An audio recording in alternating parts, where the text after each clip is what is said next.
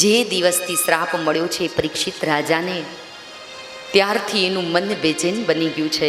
ન મન મેં તન હૈ કી ખબર સારી બિસારી હૈ, ન મન મેં ચૈન હૈ તન કી ખબર સારી બિસારી હૈ. ચૈન નથી પડતું, ખબર નહીં. કહેવાય છે કે એ અપરાધ કર્યા પછી એમણે અનજળનો ત્યાગ કર્યો છે.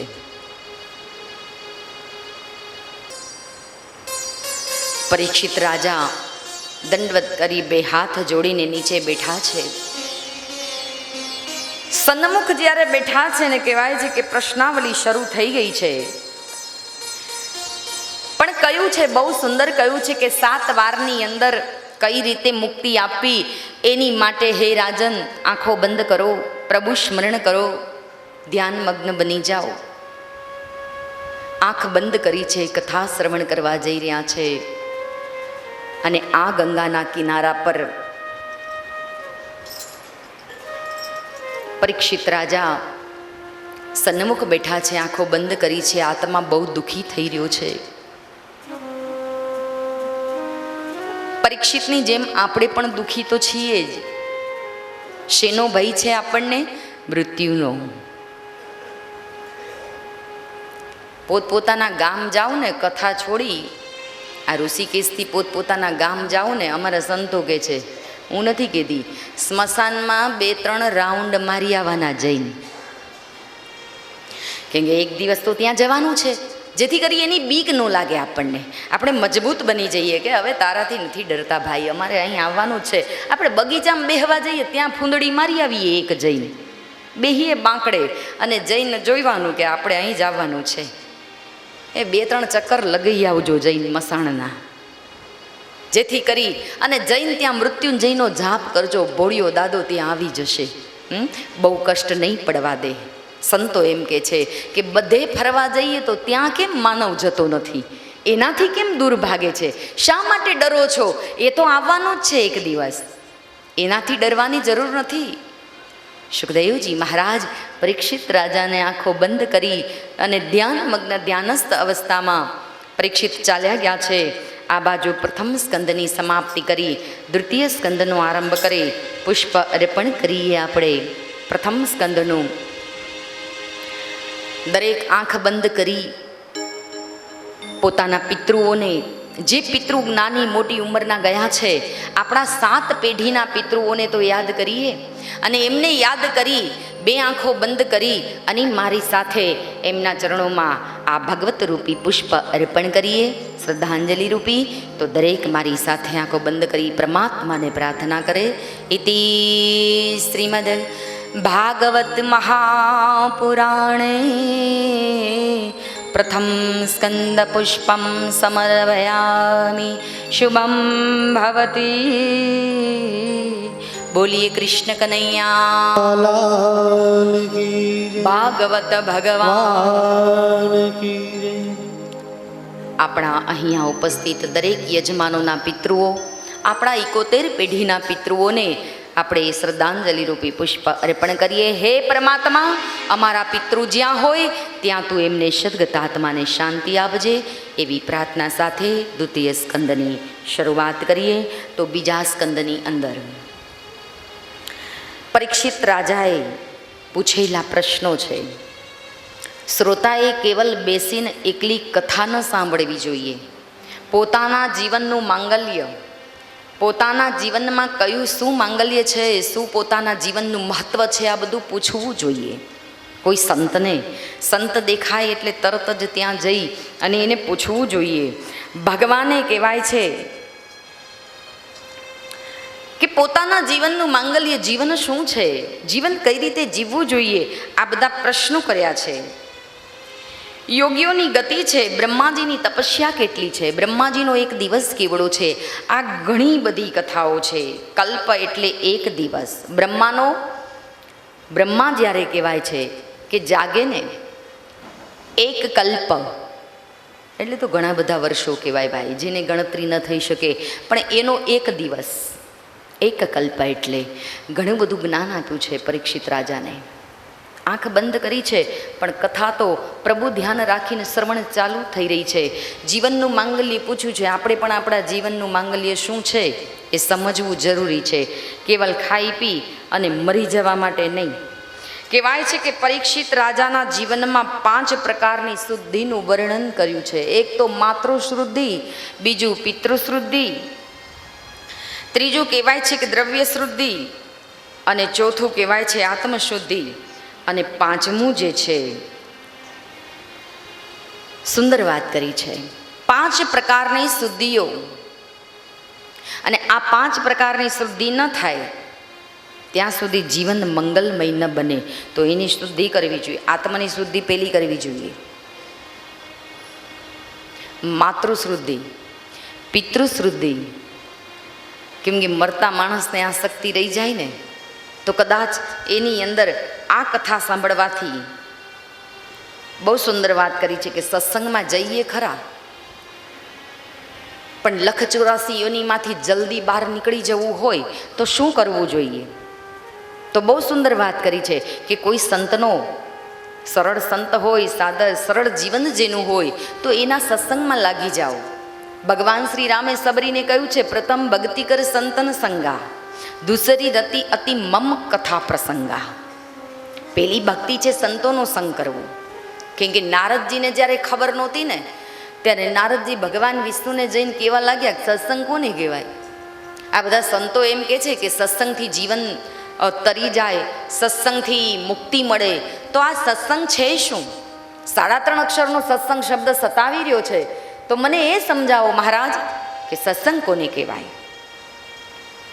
તો નારદજીને ભગવાન શ્રીહરિએ કહ્યું કે જુઓ, સામે વૃક્ષ છે, એ વૃક્ષ ઉપર કાગડીનો માળો છે. એ માળામાંથી એક બચ્ચાને હાથમાં લઈ અને કાનમાં પૂછી જુઓ, સત્સંગ કોને કહેવાય? નારદજી કે વળી મૂંગા પશુ તો કાંઈ જવાબ આપતા હશે મહારાજ, તમે જાઓ તો ખરા. નારદજી આવ્યા, કાગડીના બચ્ચાને હાથમાં લઈ કાનમાં પૂછી જોયું, સત્સંગ કોને કહેવાય? અને સત્સંગ શબ્દ જ્યાં એના કાનમાં પડ્યો, બચ્ચું રામ શરણ પામી ગયું, મરી ગયું. નારદ ભગવાનની પાસે આવ્યા, ભગવાનને કહેવા લાગ્યા કે બચ્ચું તો મરી ગયું છે મહારાજ, હવે સત્સંગ કોણ સમજાવશે?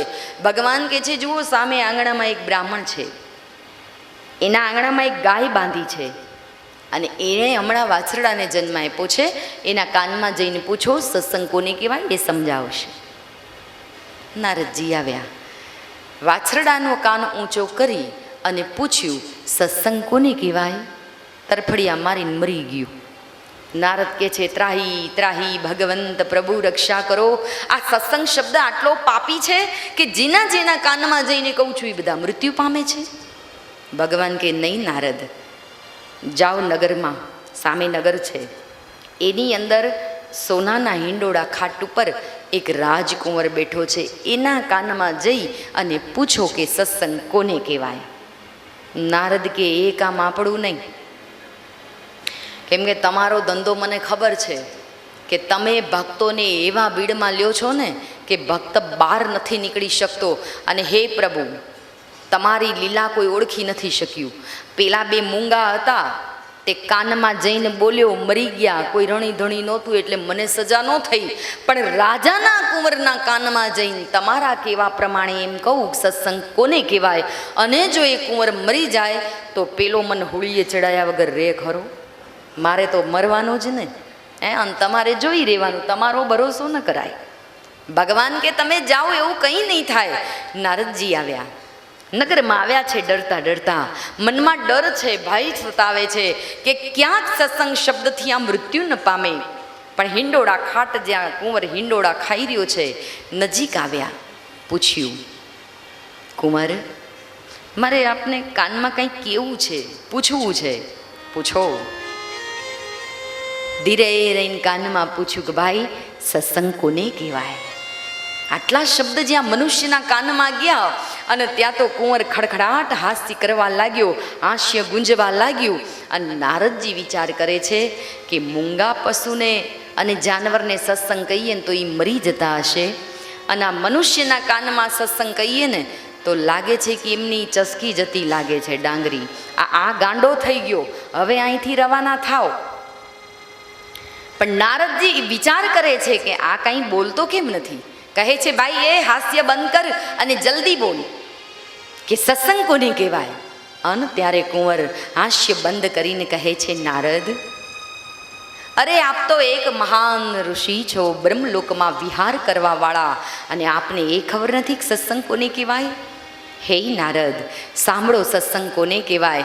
જ્યારે તમે પ્રથમ નીચ યોનિમાં કાગ યોનિમાં મારો જન્મ હતો અને મારા કાનમાં આવી તમારા જેવા પરમ ઉપકારી સંતે મારા કાનમાં આવીને એમ કીધું, ફૂંક મારી કે સત્સંગ કોને કહેવાય, ત્યારે રોમે રોમમાં કહેવાય છે પ્રભુનો વાસ થયો. સત્સંગ રૂપી મારા રૂવાડા ખડા થઈ ગયા અને કહેવાય છે કે હું એને સહન ન કરી શક્યો ભક્તિને, અને ત્યાં મારું મૃત્યુ થયું. ત્યાંથી હું ઉચ્ચ કોટીમાં ગાયના વાછરડા તરીકે પૂજનીય યોનિમાં આવ્યો, અને ત્યાં પણ તમે આવ્યા. પાછા તમે આવી અને પવિત્ર એક સત્સંગરૂપી ફૂંક મારી અને ત્યાં મારી અંત થયો. વળી પાછો મને લખ 84માં એકવાર, લખ 84 યોનિમાં ફેરા ફરો ત્યારે એકવાર મનુષ્ય અવતાર મળે.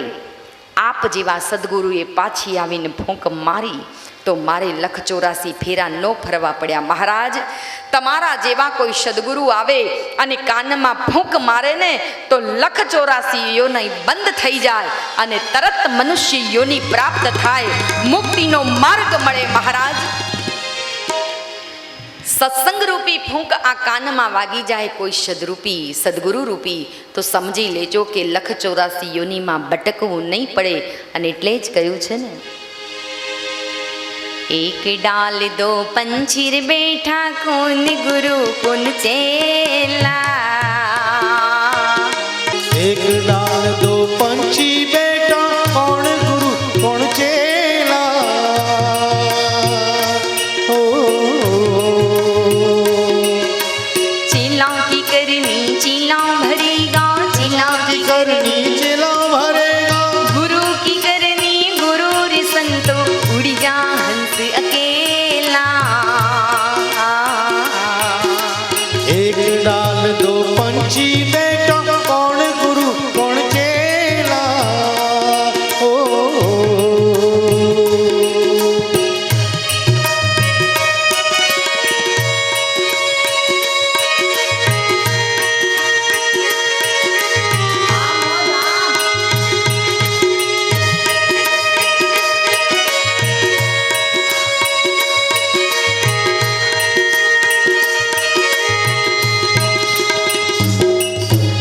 माटी चुन चुन महल बनाया लोग कहे घर मेरा,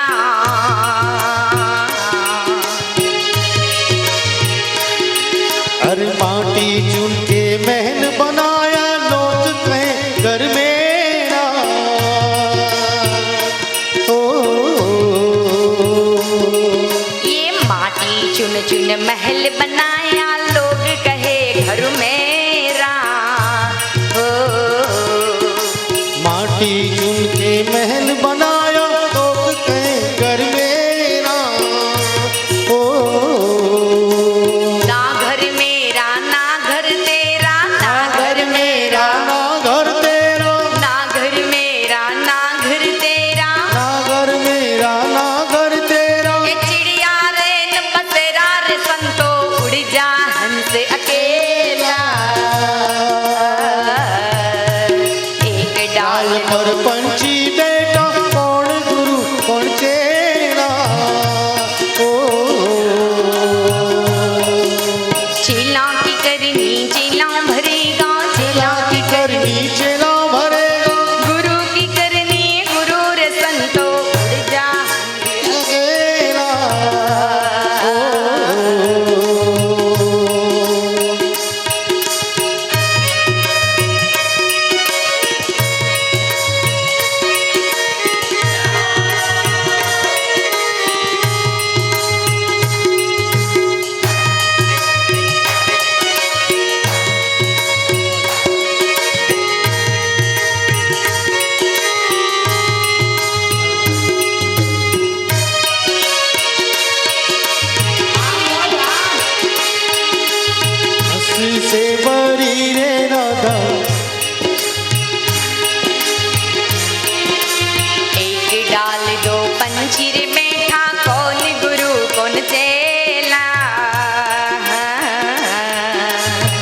एक डाल दो पंछी बेटा कौन गुरु कौन चेला ओ चेला की करनी चेला भरेगा, चेला की करनी चेला भरेगा, गुरु की करनी गुरु रे संतो, उड़ जा हमसे अकेला। एक डाल दो पंछी बेटा कौन गुरु कौन चेला ओ चेला की करनी चेला भरेगा, गुरु की करनी गुरु रे संतो, उड़ जा हमसे अकेला। हो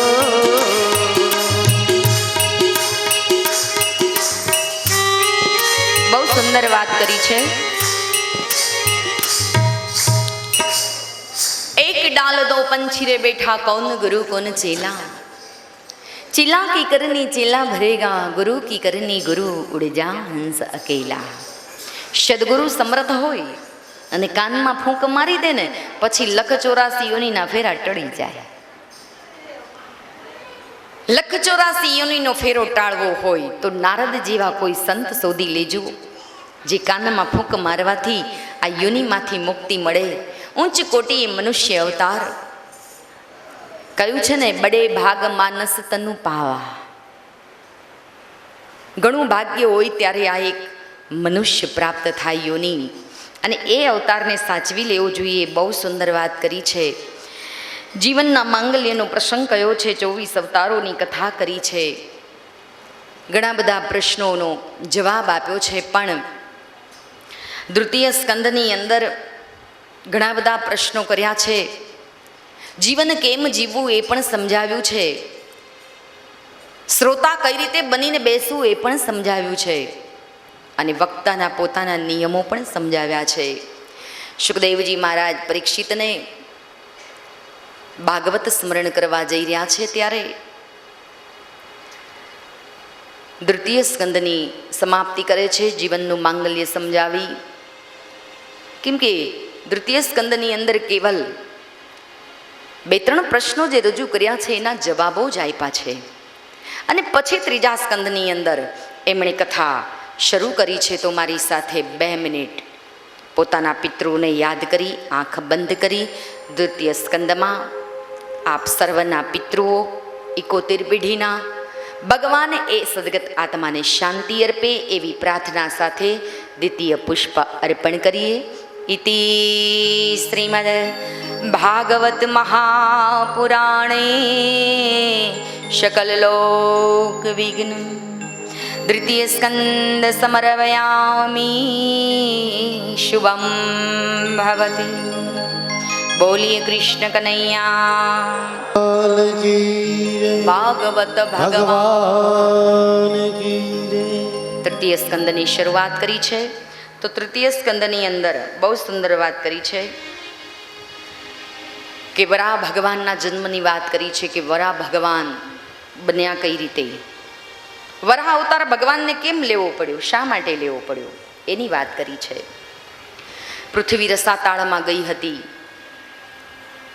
સંક્ષિપ્ત કથા કરી છે, અને પછી જ્યારે હિરણ્યાક્ષ ને હિરણ્યકશ્યપનો જન્મ થશે ત્યારે ભગવાન વરાહ રૂપે બહાર આવશે। એમણે પૃથ્વીને, રસાતાળમાં ગયેલી પૃથ્વીને ભગવાને એક બીજો અવતાર લીધો છે, જેને બુંડ કહેવાય આપણે, પણ અહીંયા ભાગવતની અંદર એનો ઉલ્લેખ કર્યો છે કે પોતાના લાંબા દંતથી કહેવાય છે કે એક દાંત ઉપર એ પૃથ્વીને લઈ અને બહાર આવેલા, પણ કહેવાય છે કે સામે હિરણ્યક્ષ મળેલો। કેમ કે બ્રહ્માજીને પૃથ્વીની જ્યારે ઉત્પત્તિ કરવી હોય ત્યારે કહેવાય છે કે હિરણ્યાક્ષ નામના દૈત્યને મારવો હતો, પણ કહેવાય છે કે પૃથ્વી રસાતાળમાં ગઈ અને ભગવાન વરાહ રૂપે એ પૃથ્વીને પોતાના દાંત ઉપર લઈને બહાર આવતા હતા, અને ત્યારે એ હિરણ્યાક્ષ સામે આવ્યો અને હિરણ્યાક્ષ ભગવાન સાથે યુદ્ધ કરવા લાગ્યો, અને ત્યારે ભગવાનને એણે ભૂંડ કહ્યો હતો, અને ત્યારે ભગવાને દૈત્યને માર્યો। પણ આ હિરણ્યાક્ષ કોણ હતો? સુખદેવજી મહારાજ પરીક્ષિત રાજાને વરાહ અવતારની કથા કહેવા જઈ રહ્યા છે। કશ્યપ મુનિ અને તેમના પત્ની દિતિની વાત કરી છે। કહેવાય છે કે એક સમયે સાંજનો સંધ્યાનો સમય છે, સોળે શણગાર સજી અને તૈયાર થઈને બેઠા છે. પોતાના પતિને આવતા જોયા એટલે કશ્યપ મુનિને દીતિ કહે છે કે મારે આપની સાથે શયન કરવું છે. ધ્યાન આપજો, ભાગવત બહુ સારું સમજાવે છે. દરેક વાતને ધ્યાનમાં લેવા જેવી આ ભાગવત છે.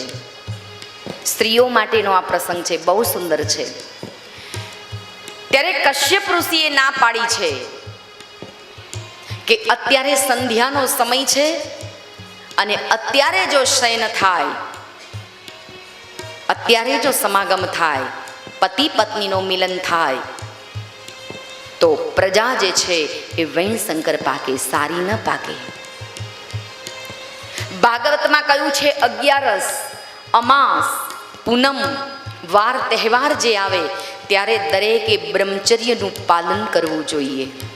અને જ્યારે ઉપવાસ કરતા હોય ને ત્યારે તો ખાસ ભાગવત કથા એમ કે છે. અમારી બહેનો કે છે ને ભજનની અંદર એક જ લીટી આવડે છે, મને આખું નથી આવડતું, પણ એ ભજનમાં કે છે કે સંધ્યા સમયે કચરો ન વાળીએ, કચરો વાળવાથી પાપ થાય, કે મારું મન. હા, હવે આ કચરાને દ્વારકાને ક્યાં મેળ આવે એ ખબર નથી, પણ અમારી બહેનોએ મેળ કરી નાખ્યો છે કે સંધ્યા સમયે કચરો ન વાળીએ, કચરો વાળવાથી પાપ થાય અને મારું મન દોડી દોડી દ્વારકા જાય. આવું કંઈક ભજન ગાય છે આ લોકો.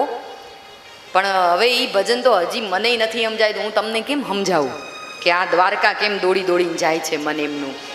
પણ બહુ સુંદર કહ્યું છે કે એક સંધ્યા સમય થાય એટલે ઘરના દરવાજા બંધ ન કરવા. અને અમારી બહેનોનો ટાઈમ છે સાંજે શાક લેવા જવાનો. સંધ્યા ટાઈમે 6:30 થાય, પેલું સસ્તું શાક મળે ને, એટલે ઘરના દરવાજા એ જ ટાઈમે દીવા ભરી, અગરબત્તી પેલામાં ખોસી અને પછી બધી તૈયારીઓ કરીને આવીને ખાલી દીવાસળી ચાંપવાની જ રહી.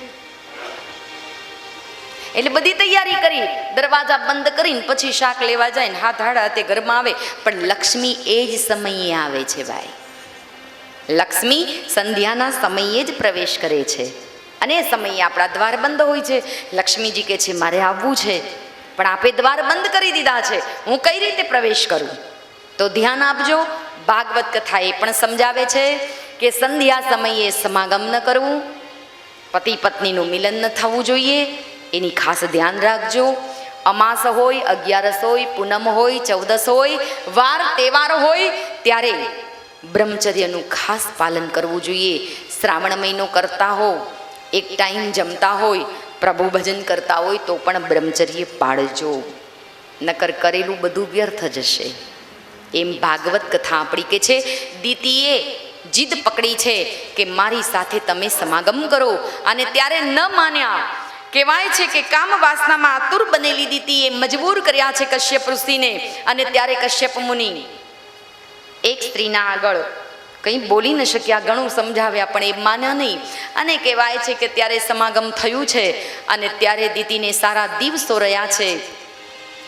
એ સારા દિવસો રહ્યા પણ ત્યારે કશ્યપ મુનિએ એમ કહ્યું હતું કે દીતી, તારા ગર્ભની અંદર જે બાળકો ઉછરી રહ્યા છે, જેનું લાલન પાલન થઈ રહ્યું છે તારા ગર્ભની અંદર, એ બાળકો કોઈ રાક્ષસ હશે, કોઈ મહાતપસ્વી પુરુષ નહીં બને, પણ એ રાક્ષસને એને મારવા માટે ભગવાન શ્રી નારાયણ આવશે. પોતાના પતિએ જ આ શ્રાપ આપી દીધો. અને પતિ એ પરમેશ્વર છે, એનું કયું માનવું જોઈએ. અમારી એક બેને એક ભજનમાં આવી કથા હતી, ત્યાં કે મારે ભજન ગાવું છે, તેણે ભજન ગાયું, અનેક મારી સૈયર રે પતિને પરમેશ્વર માનજો. એમાંથી એક બેન ઊભા થયા ને એણે કહ્યું પતિ રાવણ હોય તો? એને પછી પરમેશ્વર જ મનાવવાનું હોય ને, કે મંદોદરી જુઓ, મંદોદરીનો દાખલો લ્યો. પછી ઘણા બધા એવા તો છે, જેસલ જાડેજા, જેસલ સતી તોરલનો દાખલો લ્યો. જાડેજો કેવો હતો, આ રાવણ પરસ્ત્રીનું હરણ કરીને લઈ આવ્યો, અને તોય મંદોદરી એની માટે તો કંઈક સારું જ માંગતી હતી. સમજાવતી હતી ખરી, પણ ભગવાનને પ્રાર્થના કરતી હતી કે મારો ચૂડલો અમર રાખજો. પછી એને પરિણામની તો ખબર જ હતી કે હવે આમાં ચૂડલો અમર ન રહે, પણ પોતાના પતિ માટે કંઈક સારું માગે અને પતિના કયામાં ન રહે તો પતિ શ્રાપ આપી શકે છે. ભગવાન શિવને પાર્વતીનું જે દ્રષ્ટાંત છે એ પણ તમને ખબર છે કે વગર કીધે પિયર ગયા, આમંત્રણ નહોતું તો બળીને ભસ્મ થઈ જવું પડ્યું. હા, તો આ તો પતિના કહેવામાં રહેવું જોઈએ. હવે હમણાં ભાઈઓને પૂછીએ કે આંગળી ઊંચી કરો તો તમારી સીતાઓ કેટલી કહેવામાં તો બધા નીચે જોવે કે એ કંઈ નથી, જવા દ્યો ને. હે, પહેલા તો પતિને જમાડીને જમતા, પતિને જમાડીને જમતા હતા, અને હવે તો ગળોચું હોય ગળચી લે. અહીં ક્યાં રાહ જોવે 1:30 વાગ્યા સુધી આવે. હવે તો બીપી રોગ આવી ગયા, રોગ શરીરમાં બીપી થઈ ગયું, acidity, gas, low BP, diabetes, આવા બધા રોગો કળિયુગમાં આપણા શરીરમાં આવી ગયા ને, એટલે હવે રાહ જોવા એવી છે. હા, ઝાપટી જ લેવાનું ઊભા ગળે જે મળે એ હવારના પોરમાં, અને ન ઝાપટીએ તો શરીર ચાલે નહીં. બહુ સુંદર વાત કરી છે કે દીતીને એમ કહ્યું છે કે તારા કુખની અંદર રાક્ષસ શરીર ધારણ કરી બંને દીકરા જન્મશે.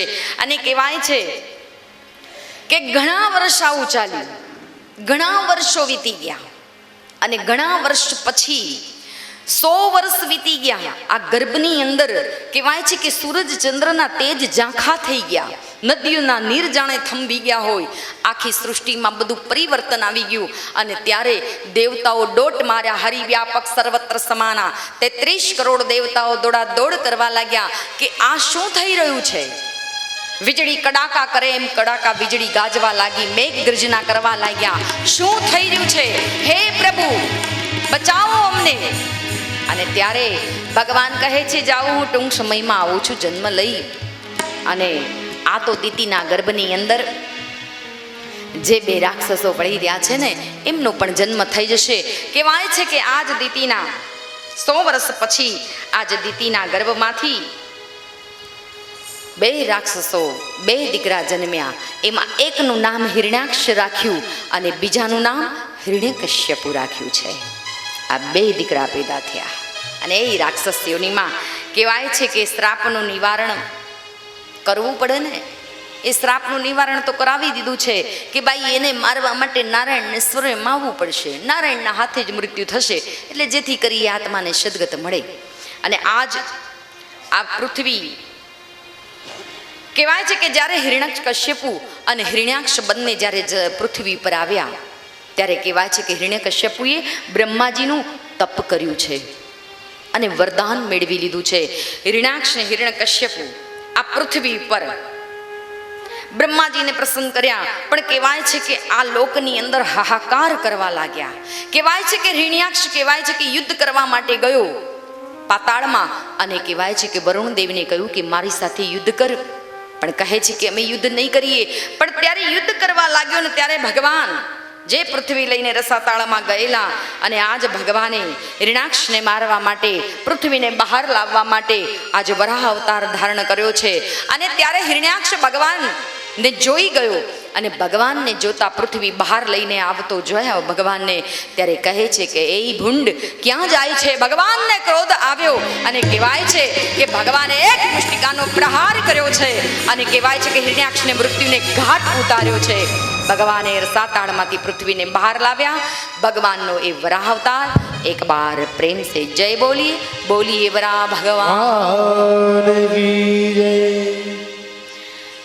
બહુ સુંદર વાત કરી છે. ભગવાન વરાહ આવા દૈત્યોને તો ભગવાન શોધી રહ્યા હોય છે મારવા માટે. અને એ દૈત્યો જે જન્મ્યા છે ને ભાઈ, એની માટે ભગવાન તો એક જ છે, ઈશ્વર અલ્લાહ એક જ નામ, સબકો દે સંમતિ ભગવાન. ભગવાન એક જ છે, કનૈયો રામ. રામમાંથી બધા એના અંશ નીકળ્યા, નારાયણમાંથી બધા એના અંશ નીકળ્યા, પણ વરાહ રૂપ લીધું શા માટે? હિરણ્યાક્ષને મારવા, પૃથ્વી પાતાળમાંથી બહાર લાવવા માટે. એટલે ભગવાન વરાહ કહેવાયા. આ ભાગવતની અંદર ભગવાનને અવતારો ઘણા લેવા પડ્યા છે, ઘણા બધા અવતારો. આજ ભગવાન કહેવાય છે કે પછી તો હવે બ્રહ્માજી પૃથ્વીનું રાજ મનુને શત્રુપાને સોંપી, અને કહેવાય છે કે પોતે બ્રહ્મલોકમાં ગયા છે.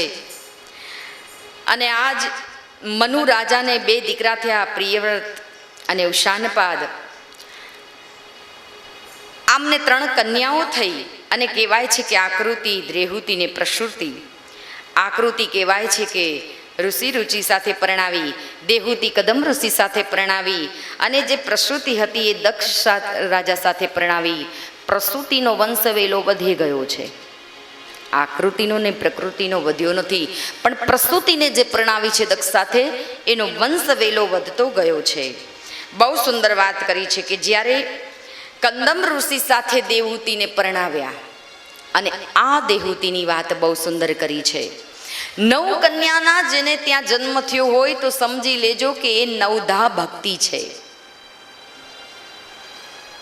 નવધા ભક્તિ જે હમણાં આપણે અગાઉ જાણ્યું છે, અત્યારે દીકરીઓના જન્મ કોઈને ગમતા નથી. દીકરા બધાને વધારે વાલા છે, કેમ કે વંશ ચલાવે તો દીકરા, દીકરીઓ નહીં એમ લોકો કહે છે.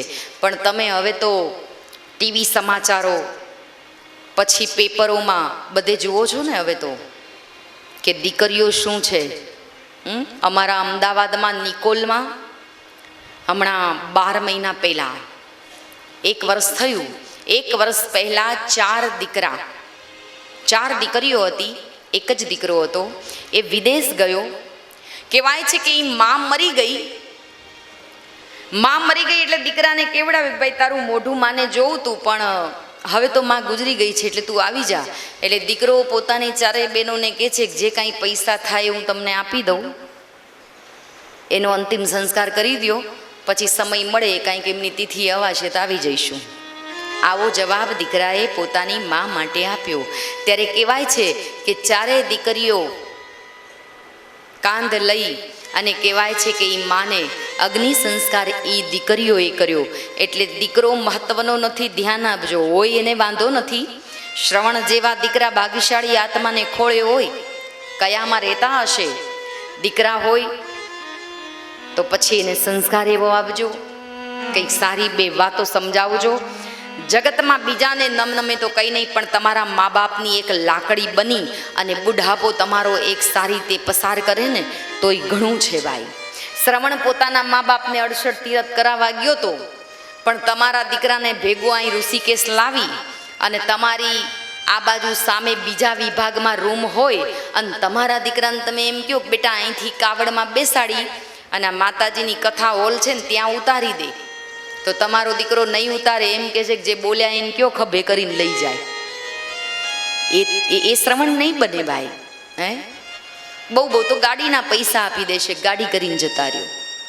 માટે 9 દીકરીઓ, નવધા ભક્તિ જે છે, અને આ નવધા ભક્તિની જે 9 દીકરીઓ, આ દીકરીઓને કહેવાય છે કે અલગ અલગ ઋષિ સાથે પરણાવ્યા. પણ એમાં છેલ્લા જે દીકરી છે સતી અનસુયા, એને અત્રિ સાથે પરણાવ્યા છે.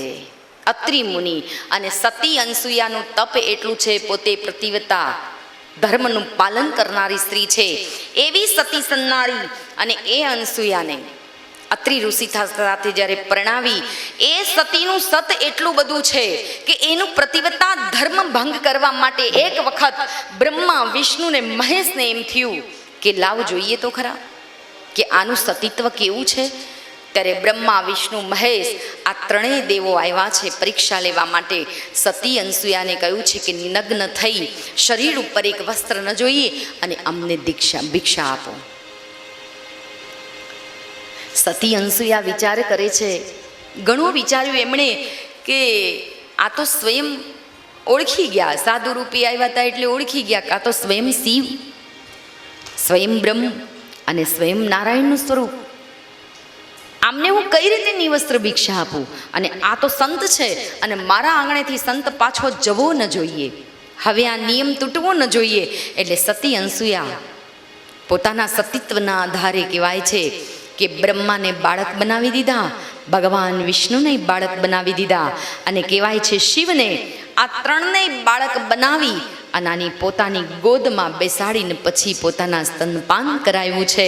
અને ત્યારે ભગવાન પણ હલવાઈ ગયા. હવે ભગવાનને કે મોટા થઈ બતાવો તમે, પારણિયામ પોઢાડી દીધા. પણ કહેવાય છે કે સમય વ્યતીત થયો.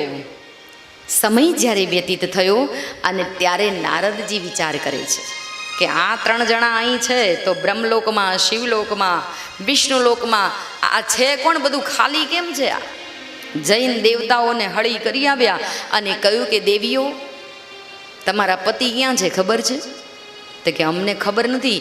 તમારા પતિઓને કેદ કરીને પારણિયામ રાખ્યા છે સતી અનસુયાએ. જાઓ હવે, તમારામાં સત હોય તો જઈને એમને લઈ આવો. આવ્યા છે લેવા માટે. લેવા માટે જ્યારે આવ્યા અને ત્યારે સતી અનસુયાને કહ્યું કે માં, અમારા પતિને મુક્તિ કરી દો. જે તમે બંધનમાં નાખ્યા છે ને, આ બાળ સ્વરૂપ, એમાં અમારે ઓળખવા કઈ રીતે? તે સતી અનસુયા કે બહુ સતીત્વ હોય અને જો તમારે ખરેખર તમે પતિ જ તમારા હોય તો એમને ઓળખીને ઉપાડીને લઈ જાઓ. આ તો સતી છે ભાઈ. સતીની આગળ દેવીઓને પણ ઝૂકવું પડ્યું છે હો. એવું સતીનું સતીત્વ, સતી અનસુયાનું. અને ત્યારે એ સતીની આગળ 3 દેવીઓ નમન કરે છે કે માં, અમને તો ખબર નથી પડતી આમાં કોનો પતિ. 3 દેવીઓ કે છે ક્યાંક મારો પતિ આ શિવ ન હોય ને બ્રહ્મા નીકળે તો? પાર્વતી કહે છે કે ક્યાંક હું શિવ જાણી અને જો ગોદીમાં લેવા જાઉં અને ક્યાંક વિષ્ણુ નીકળે તો? એટલે એના કરતાં નમી પડો. નમન મેં ફેર હે. નમવામાં નમે એ સૌને ગમે. 3 દેવીઓ નમી પડ્યા છે. સતી અનસુયાએ પોતાના સતીત્વના બળે, પોતાના સતના આધારે 3 જણને પાછા અસલ સ્વરૂપમાં લાવી દીધા છે. અને બ્રહ્મા, વિષ્ણુ, મહેશ પ્રગટ થયા છે.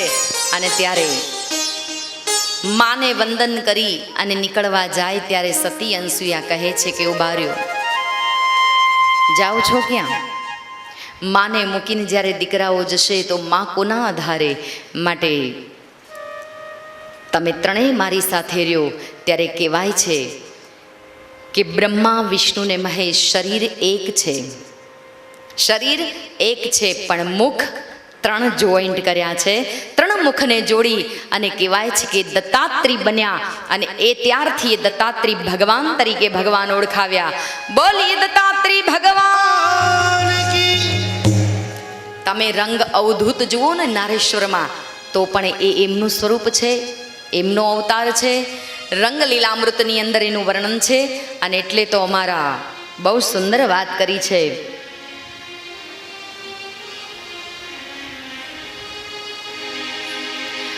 ભગવાન દત્ત ભગવાન 3 મુખ જે જોડાય એની આખી કથા આપણે સાંભળી. અને એવા ભગવાનને સુંદર બહુ ધૂન છે એની કે બોલજો રે તમે દત્ત દિગંબરા. બોલજો રે તમે દત્ત દિગંબરા. દત્ત દિગંબરા રંગ અવધૂતા. દત્ત દિગંબરા રંગ અવધૂતા.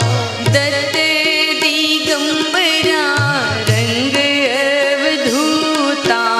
દત્ત દિગંબરા રંગ અવધૂતા. બોલજો રે તમે દત્ત દિગંબરા. બોલજો રે તમે દત્ત દિગંબરા. અરે બોલજો રે તમે દત્ત દિગંબરા. બોલજો રે તમે દત્ત દિગંબરા. આવા દત્ત ભગવાન અને જેમના જન્મની કથા, જે પ્રગટ થયા એમની કથા આપણે સાંભળી. પણ આગળ કથા બહુ સુંદર વળાંક લે છે કે જ્યારે કદમ ઋષિ અને દેવહૂતિને ત્યાં 9 દીકરીઓનો જન્મ થયો. પણ એક વખત માતા દેવહૂતિ બેઠા છે અને કદમ ઋષિને કહે છે, મહારાજ તમે તો સંન્યાસ લઈને તપ કરવા જવાનું કહો છો, તો હું કોના આધારે આ દિવસ પસાર કરીશ? માટે મારે એક દીકરો જોઈએ છે જેના આધારે મારું જીવન વ્યતીત થાય. કદમ ઋષિ ઘણી એમનું દુઃખ જાણ્યું છે, દુઃખની વાત કીધી છે, બહુ શાંતિથી સમજાવ્યું છે એમને, પણ માન્યા નથી. દેવહૂતિ કહે છે કે મારું જીવન, કેમ કે મારું શરીર સારું રહેતું નથી,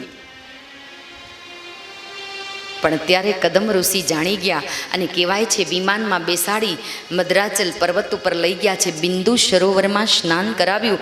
સ્નાન કરી ડૂબકી મારીને જેવા બહાર નીકળ્યા દેવહૂતિ અને તરત પોતાની કાયાને એકદમ જવાન જોઈ ચમત્કાર જોયો કે મેં સ્નાન કર્યું, મારી કાયાને જે કષ્ટ હતું એ કષ્ટમાંથી એમને મુક્તિ મળી.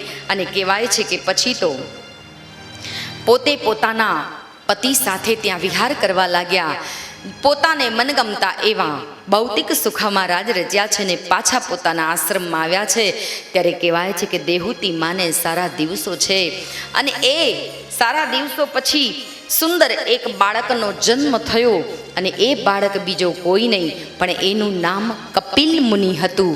એક બાર પ્રેમ સે જય બોલીએ, બોલીએ કપિલ ભગવાન. તો કપિલ મુનિનો જન્મ થયો અને એ કપિલ મુનિનો જન્મ થયો ત્યારે કહેવાય છે કે ફૂલોની વૃષ્ટિ થઈ છે. દેવતાઓએ આજ પુષ્પની વૃષ્ટિ કરી છે કપિલ ભગવાન ઉપર. જ્યારે આ કપિલ ભગવાનના થોડા સમય માટે મોટા થયા અને કદમ ઋષિ સંન્યાસ લેવા માટે કપિલ મુનિની રજા લેવા ગયા છે. બહુ જ્ઞાની પુરુષ છે કપિલ મુનિ. એમની રજા લઈ, જો કે કપિલ મુનિની કથા બહુ સરસ છે, જાણવા જેવી છે.